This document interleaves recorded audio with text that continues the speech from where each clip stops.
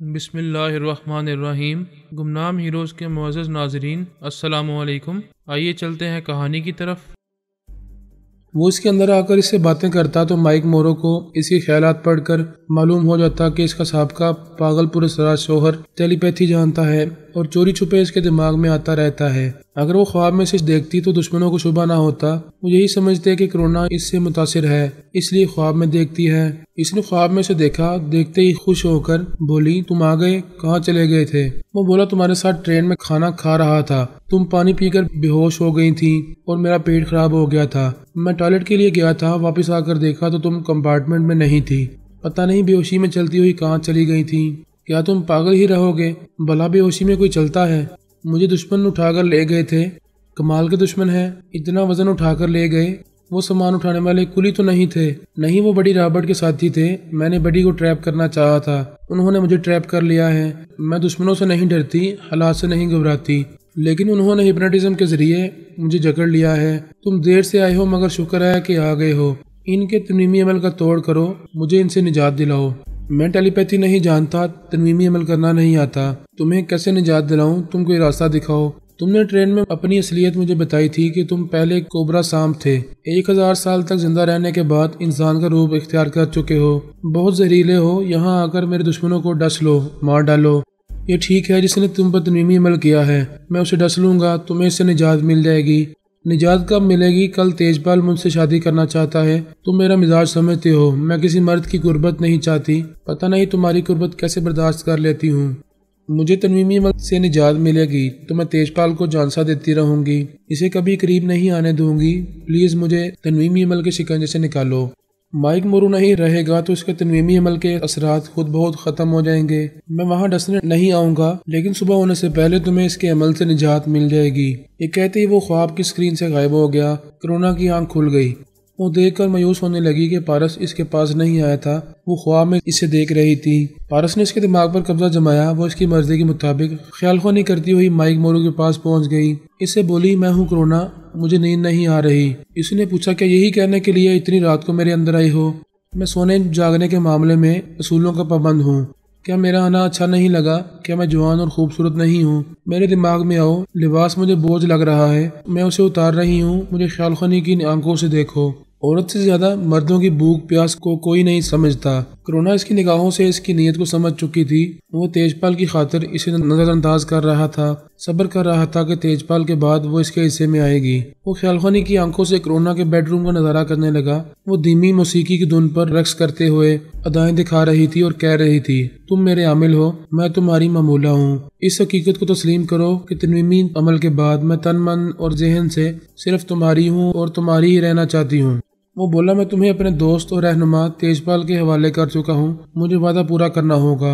وعدہ ضرور پورا کرو، تم حکم دو گے تو کل اس سے شادی کروں گی، لیکن آج کی رات تمہاری ہے، اس سے دوستی بھی رکھو اور اپنی معمولہ کے جذبات کو بھی سمجھو، اور ابھی آ جاؤ، ہماری یہ ملاقات خفیہ رہے گی، میں ایک عامل کی حیثیت سے تمہیں سمجھ رہا ہوں، تمہارا دل اور دماغ شدت سے مجھے طلب کر رہا ہے، ٹھیک ہے یہ ملاقات خفیہ رہے گی، میں آ رہا ہوں۔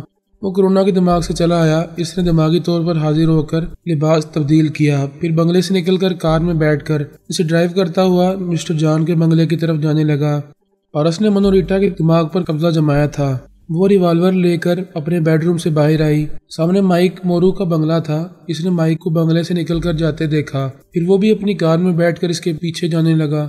بیزون کی آنکھ کھل گئی تھی، اس نے بیڈ روم میں سے باہر آ کر اسے آواز دی، ریٹا رک جاؤ، اتنی رات کو کہاں جا رہی ہو؟ وہ دور جا چکی تھی، بیزون اس کے دماغ میں پہنچا، وہ بولی، مجھے روکو گے تو میں کار کو کہیں ٹکرا کر مر جاؤں گی۔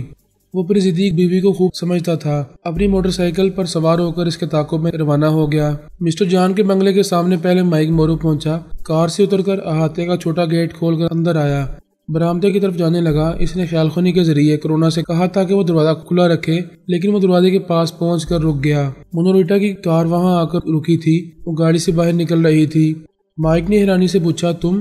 ہاں میں جانتی تھی کہ تم اپنی شیطانی حرکتوں سے باز نہیں آؤ گے، ہوس میں یہ بھی نہیں سوچو گے کہ اپنے دوست رہنما اور محسن تیجپال کی عمارت میں خیانت کرنے والے ہو۔ اس نے دونوں ہاتھوں سے ریوالور تھام کر اس کا نشانہ لیا۔ وہ گھبرا کر بولا، رک جاؤ، میں واپس جا رہا ہوں۔ وہ بولی، تم کمینی اور کتے ہو، زندہ رہو گے تو پھر ادھر آؤ گے۔ یہ کہتے ہی اس نے گولی چلا دی۔ مائک مورو کے حلق سے ایک راہ نکلی، گولی سینے میں لگی تھی۔ وہ سینہ تھام کر زمین پر گر پڑا۔ اسی وقت بیزون موٹر سائیکل پر وہاں پہنچا۔ دور سے چیخ کر بولا، ریٹا رک جاؤ، یہ کیا کر رہی ہو؟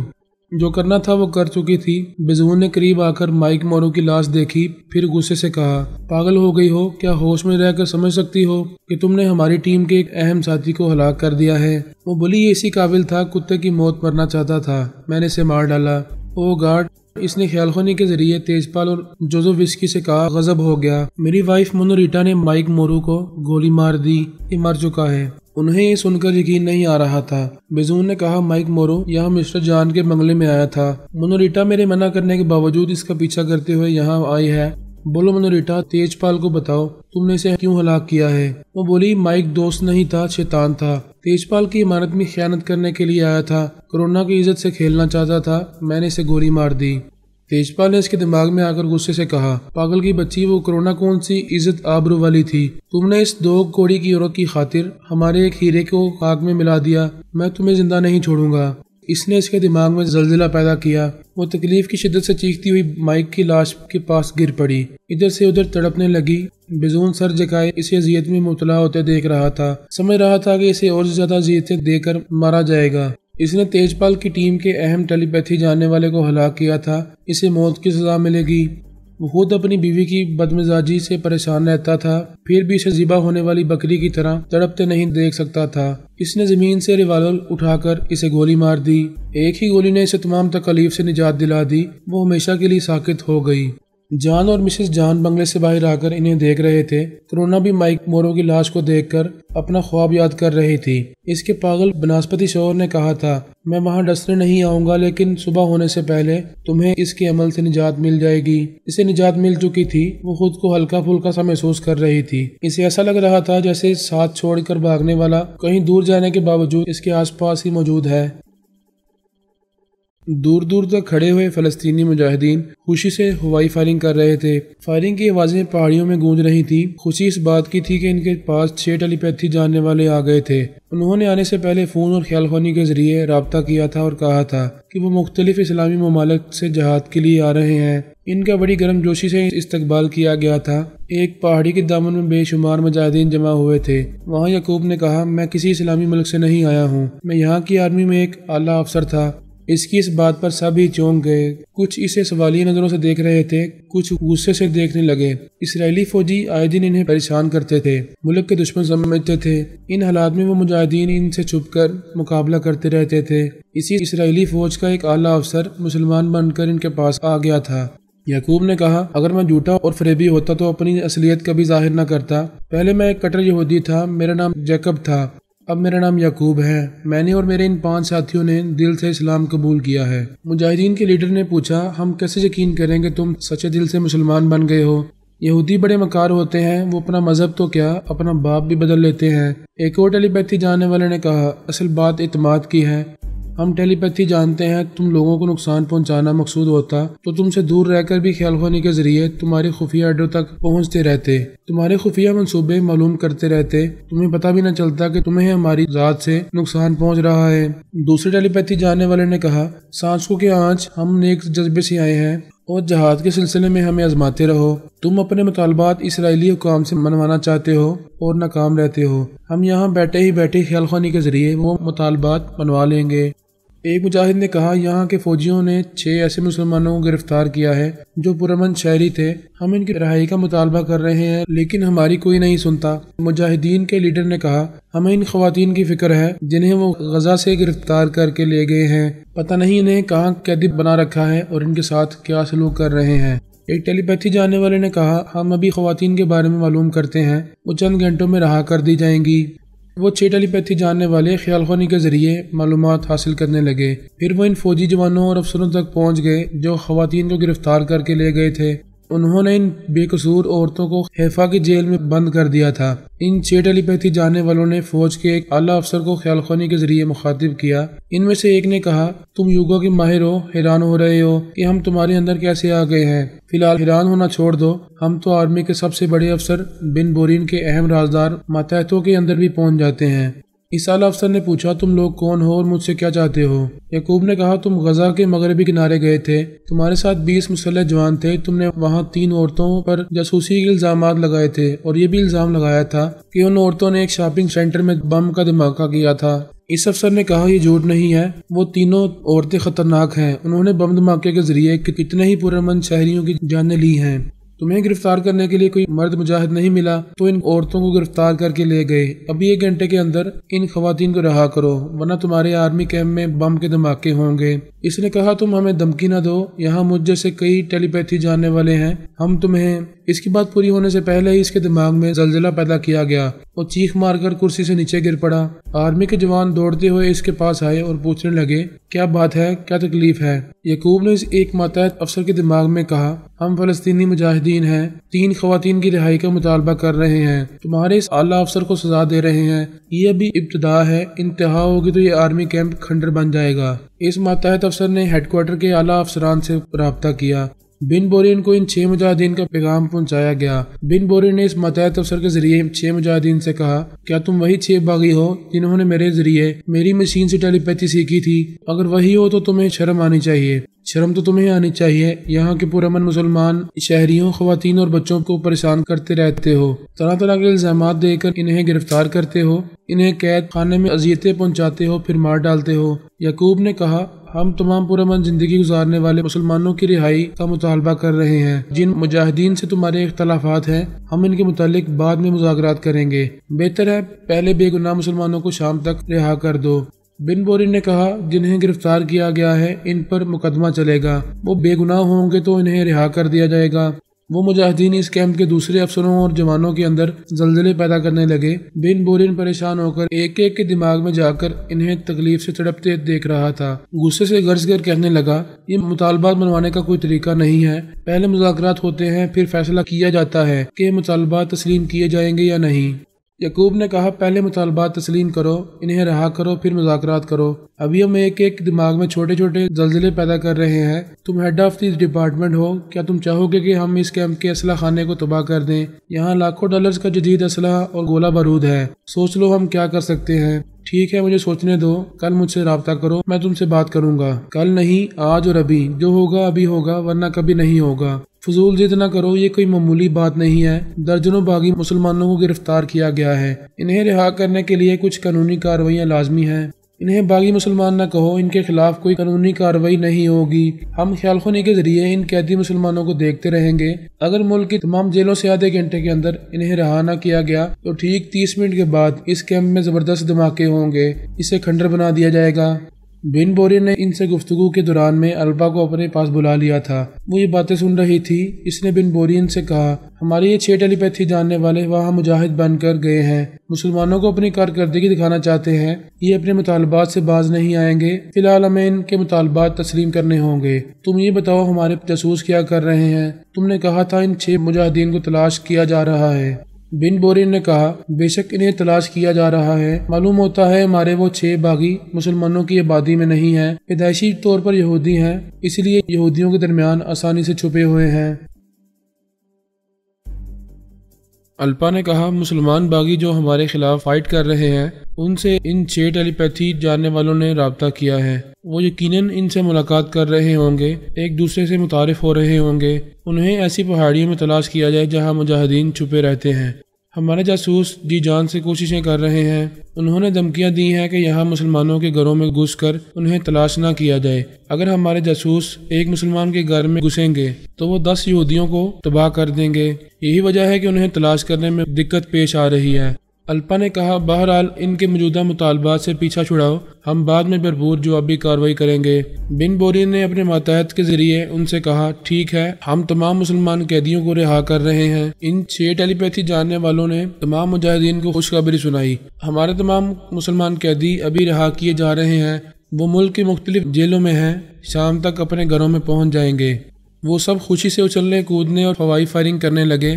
ان کے لیڈر نے کہا تم نے بہت بڑا کارنامہ انجام دیا ہے، ہم تمام مسلمان قیدیوں کو رہائی نہیں دلا سکتے تھے، تم نے 1 گھنٹے کے اندر یہ کام کر دکھایا ہے، ہم تم پر بھروسہ کریں گے، لیکن مکمل اعتماد رفتہ رفتہ قائم ہوگا۔ کوئی بات نہیں، ہم اپنی سچائی اور جد و جہد سے مکمل اعتماد حاصل کرتے رہیں گے۔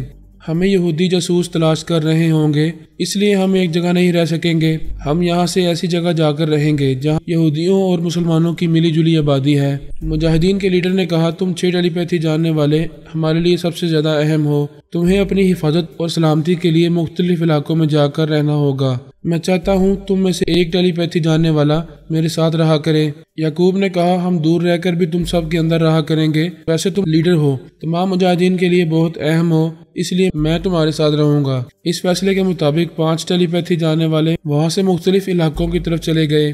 یعقوب اس لیڈر کے ساتھ غزہ کے مغربی کنارے کی ایک بستی میں آ گیا۔ شام ہو چکی تھی، رہائی پانے والے مسلمان اپنے اپنے گھروں میں واپس آ رہے تھے۔ رہائی پانے والی خواتین میں جمیلہ نام کی ایک جوان بیوہ تھی، اس کا 6 برس کا ایک بیٹا تھا۔ اس نے لیڈر کے ساتھ یعقوب کو دیکھا تو چونک گئی، نفرت سے چیخ کر بولی یہ تو وہی ظالم یہودی افسر ہے، یہ 6 ماہ پہلے میرے شوہر اور اس کے ساتھی مجاہدین کو گرفتار کر کے لے گیا تھا۔ وہ ایک لکڑی اٹھا کر اسے مارنے کے لیے دوڑتی ہوئی آئی، 2 مجاہدین نے اسے پکڑ لیا۔ اس کے بیٹے نے ایک پتھر اٹھا کر یعقوب کو مارا، پتھر اس کی پیشانی پر آ کر لگا۔ ایک مجاہد نے اسے بھی پکڑ لیا۔ لیڈر نے کہا جمیلہ صبر و تحمل سے کام لو، کل کا دشمن آج کا دوست ہو سکتا ہے، اس نے اسلام قبول کیا ہے، ہمارے ساتھ جہاد کرنے آیا ہے۔ یہ یہودی جھوٹی زبان سے کلمہ پڑھتے ہیں، مسلمان بننے کا دھوکہ دیتے ہیں، تعجب ہے آپ اس پر بھروسہ کر رہے ہیں۔ تم ذرا صبر سے کام لو گی تو تم بھی اس پر بھروسہ کرنے لگو گی۔ میں مر جاؤں گی مگر اپنے شوہر کے قاتل پر کبھی بھروسہ نہیں کروں گی۔ کیا تم سب بھول گئے کہ یہ میرے شوہر اور جن 4 مجاہدین کو یہاں سے گرفتار کر کے لے گیا تھا، بعد میں ان کی لاشیں واپس آئی تھیں؟ یعقوب نے کہا میں نے تمہارے شوہر یا کسی بھی مجاہد کو قتل نہیں کیا، البتہ انہیں گرفتار کیا تھا۔ اس وقت میں آرمی کا ایک ذمہ دار افسر تھا، اپنی ڈیوٹی سے مجبور تھا، میں نے انہیں جیل میں پہنچا دیا تھا۔ اس کے بعد ان کے ساتھ کیا سلوک کیا گیا یہ میں نہیں جانتا تھا، آج تمہاری زبان سے سن رہا ہوں کہ انہیں قتل کیا گیا تھا۔ لیڈر نے کہا یعقوب ان دنوں ایک آرمی افسر کی حیثیت سے اپنا فرض ادا کیا کرتا تھا، آج اس نے ایک سچے مجاہد کی طرح بہت بڑا کارنامہ انجام دیا ہے، تم تمام مسلمانوں کو اسی نے رہا کرایا ہے۔ جمیلہ نے کہا ایسا کرنے میں بھی اس کی کوئی چال ہوگی، اس نے ابھی رہائی دلائی ہے، بعد میں یہاں قتل عام کرائے گا، یہ چمکتا ہوا سونا بن کر آیا ہے، ہم سب کو موت کی نیند سلا دے گا۔ جب یہ ایسا کرے گا تو ہم اسے زندہ نہیں چھوڑیں گے، ابھی اس کی قدر کرنا چاہیے۔ آج اس نے تقریباً 17 مسلمانوں کو رہائی دلائی ہے، یہ کوئی معمولی بات نہیں ہے، ہم سختی سے اس کی نگرانی کریں گے، اس پر کبھی شبہ ہوگا تو ہم سختی سے اس کا محاسبہ کریں گے، یہ بستی میں ہماری نظروں کے سامنے رہے گا۔ جمیلہ نے کہا جب تک اس کی سچائی کا یقین نہیں ہوگا میں اسے اپنے شوہر کا قاتل سمجھتی رہوں گی، یہ میرا مجرم ہے، اسے میرے حوالے کیا جائے، میں دن رات اس کی نگرانی کروں گی، میرے گھر کے ساتھ والا مکان خالی ہے، یہ اس میں رہا کرے گا، میرے لیے کھانا پکایا کرے گا، میرے کپڑے دھویا کرے گا، گھر کا سارا کام کرے گا اور محنت مزدوری کر کے ہمارے اخراجات پورے کرتا رہے گا۔ جیل میں قیدیوں سے جس طرح مشقت کرائی جاتی ہے اسی طرح یہ دن رات مشقت کرے گا۔ اس کی بات پر لیڈر اور مجاہدین ہنسنے لگے۔ وہ بولی کیوں ہنس رہے ہو، یہ کوئی ہنسنے کی بات ہے؟ ایک مجاہد نے کہا جمیلہ تو باولی ہے، کیا ہم نے تمہیں بتایا ہے کہ یہ ٹیلی پیتھی جانتا ہے؟ یہ تو گھر میں بیٹھے ہی بیٹھے لاکھوں کروڑوں ڈالر حاصل کرتا رہے گا۔ جمیلہ نے یعقوب کو حیرانی سے گور کر دیکھا، پھر اس سے پوچھا کیا تو ٹیلی پیتھی جانتا ہے؟ جانتا ہے تو ابھی بتا میں کیا سوچ رہی ہوں۔ ایک مجاہد نے کہا تو ابھی لڑ رہی ہے، خاموش ہو کر سوچے گی تب یہ بتائے گا۔ وہ بولی میں منہ بند کر رہی ہوں، چپ ہو کر سوچ رہی ہوں، چل جلدی سے بتا کیا سوچ رہی ہوں۔ اس نے اپنا ایک ہاتھ منہ پر رکھا، سب کو دکھایا کہ اس نے منہ بند کر لیا ہے، پھر وہ سوچنے لگی۔ 1 منٹ کے بعد یعقوب مسکرانے لگا۔ وہ گور کر بولی مجھے دیکھ کر کیوں مسکرا رہا ہے؟ وہ بولا تو جوان ہے، خوبصورت ہے، 6 ماہ پہلے بیوہ ہوئی تھی، اپنے مرحوم خاوند کا سوگ منا چکی ہے، اب بچے کی خاطر سوچ رہی ہے کہ دوسری شادی کرنی چاہیے۔ وہ بڑک کر بولی جھوٹ بول رہا ہے۔ یعقوب نے اس کے دماغ پر قبضہ جما لیا۔ وہ بولی آدھا جھوٹ بول رہا ہے آدھا سچ بول رہا ہے، یہ جھوٹ ہے کہ میں شادی کرنا چاہتی ہوں مگر یہ سچ ہے کہ بچے کی خاطر کرنا چاہتی ہوں۔ ایک مجاہد نے کہا کیوں بچے کے کاندھے پر بندوق رکھ کر چلا رہی ہے؟ اتنا ہی خیال ہے تو بچے کی شادی کر دے۔ اس بات پر سب ہنسنے لگے۔ وہ غصے سے بولی ہنستے کیوں ہو؟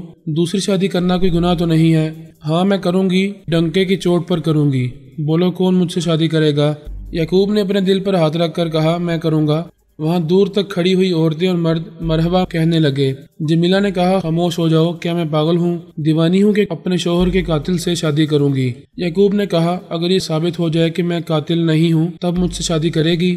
وہ جواب نہ دے سکی، اسے خاموشی سے دیکھنے لگی۔ یعقوب اس کے اندر اپنے لیے محبت کے جذبات پیدا کر رہا تھا، وہ محبت سے سوچ رہی تھی اور الجھ رہی تھی۔ پھر وہ اپنے بیٹے کا ہاتھ پکڑ کر اسے کھینچتے ہوئے اپنے مکان میں چلی گئی۔